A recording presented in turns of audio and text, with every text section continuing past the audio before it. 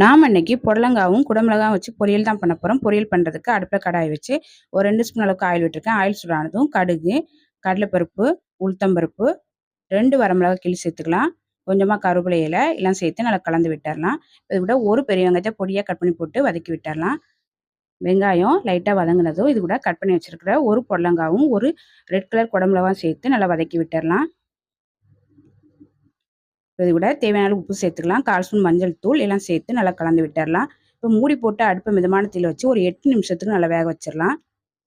ஒரு மிக்ஸி ஜாரில் 3 பச்சை மிளகா, 2 தேங்காவை கட் பண்ணி சேர்த்துக்கலாம். கொஞ்சமாக ஜீரகம் எல்லாம் சேர்த்து கொரகொரப்பாக அரைச்சி தனியாக எடுத்து வச்சிடலாம். ஒரு 8 நிமிஷத்துக்கு குடமிளகாவும் புடலங்காவும் நல்லா வெந்துருச்சு. இப்போ கலந்து விட்டுடலாம். இது கூட அரைச்சி வச்சா தேங்காவை சேர்த்து நல்லா கலந்து விட்டு ஒரு 5 நிமிஷத்துக்கு நல்லா வேக வச்சிடலாம். ஒரு 5 நிமிஷமா நல்லா வெந்து ரொம்ப டேஸ்டான புடலங்காய் குடமிளகாய் பொரியல் ரெடி ஆயிடுச்சு. அடுப்பு ஆஃப் பண்ணிவிட்டு கடைசியாக கொஞ்சமாக மல்லியில சேர்த்து கலந்துட்டு இறக்கிற வேண்டியதா.